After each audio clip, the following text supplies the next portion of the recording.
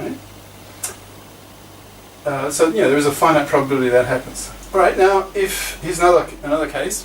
If V naught is less than 0, then classically what are you expecting to happen? Well, that would be sort of like if V naught, the potential energy, if it goes negative, then your kinetic energy will go up, right? So the potential, the velocity of your wave vehicle or its momentum should increase. Okay? So why is that? Oh, I don't need the stool at this end, do I? I have the bed. It's only at the end of the bed. Okay. Real-time learning here.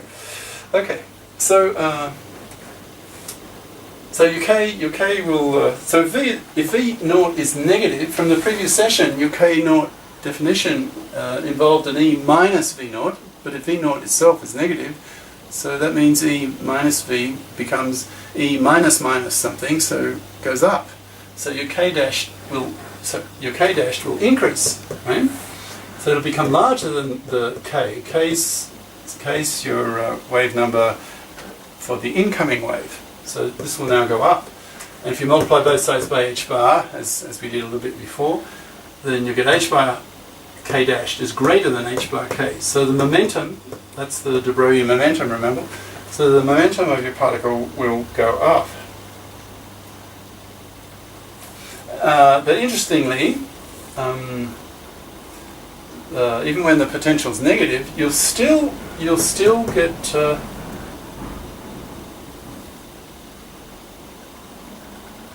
oh, I think that's wrong. That should be an R. That should be R. Sorry. Let me just check in the text to see if the text is wrong or I am. I mean, there are errors in the text. If I can find it quickly.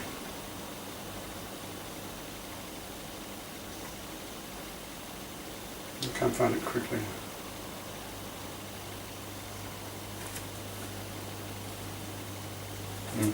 Never mind.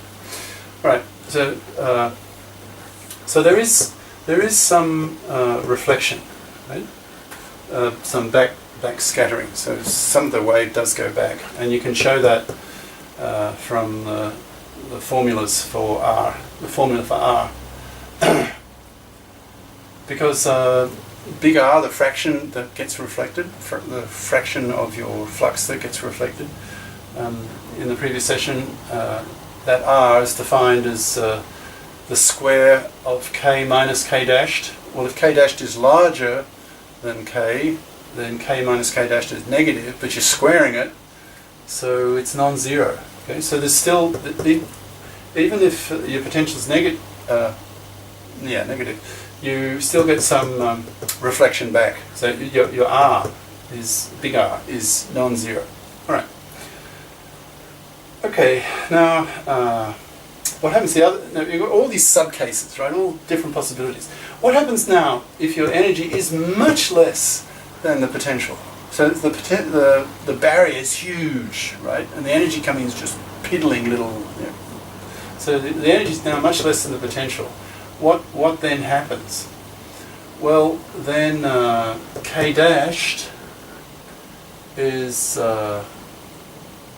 much larger than K, right? Well, K dash will be pure imaginary, is that right? Be much less. Yeah. So your K dash now will be a pure imaginary number, and so by similar logic as we're doing just on this side here, you'll get that big R, the total fraction that gets reflected, goes to 1, and hence the fraction that gets transmitted goes to 0. You do that as homework, and that seems intuitively obvious if you think about it. If the incoming energy of your particle is really small compared to the barrier, then of course you expect it to get bounced back. Right? So your reflection fraction, if you like, the bouncing fraction, will be pretty well total, 1, and hence the transmission fraction T is nothing. That's what you'd expect. Right? That's now this kind of thing in the future physics. something called slow neutrons or slow neutrons scattering.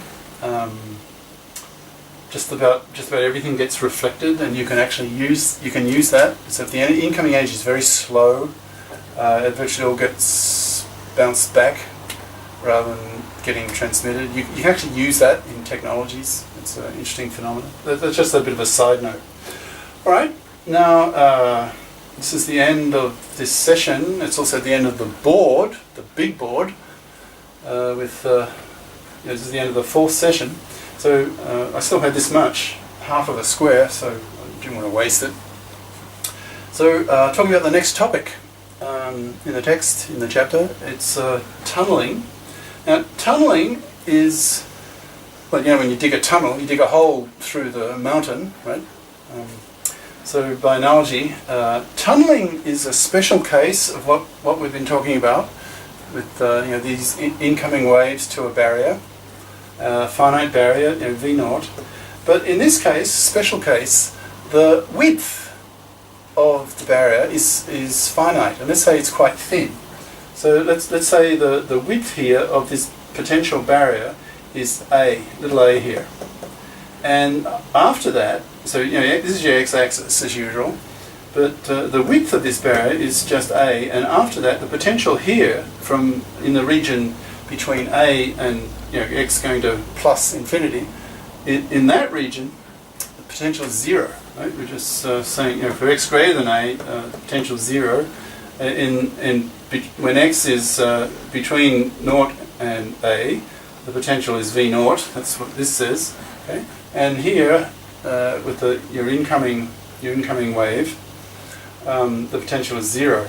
So the difference between what we're talking about before and here is just the finite and small width of this potential barrier.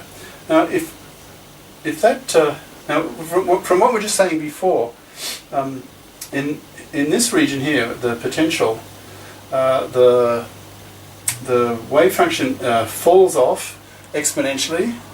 But if this width is pretty narrow, then by the time the wave function's at a, x equals a, it might not be 0. It could still be a substantial, have a substantial value.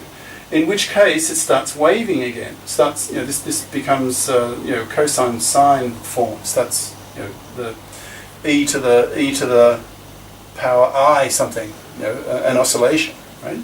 So here it's oscillating, and then it exponentially decays, and then it oscillates again. Okay, that phenomenon, these 3 phases, if you like, oscillating, exponential decay, oscillating again. That means that the wave has gone through. It's gone through this barrier. So that's called tunneling. And jumping ahead a bit, but radioactive decay, like uranium and radium, and those elements that decay, they shoot out particles. Those particles, that decay is explained by quantum mechanical tunneling. Right?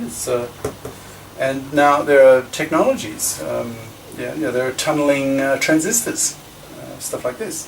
So the basic theory of quantum mechanics gets used in technology. So increasingly we are living in the quantum technological age of quantum technology, and we're we're really just starting. You wait till quantum computers come.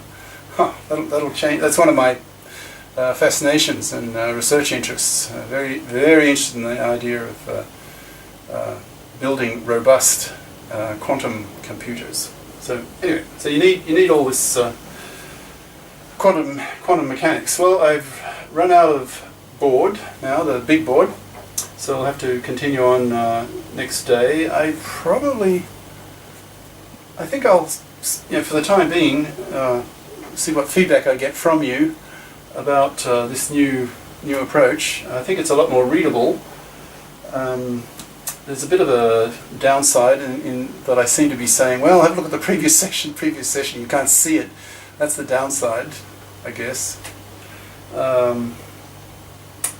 But I hope the readability is a lot better. So I haven't seen it yet on YouTube like this. I'll have to wait to do that, but I'll see that within a day.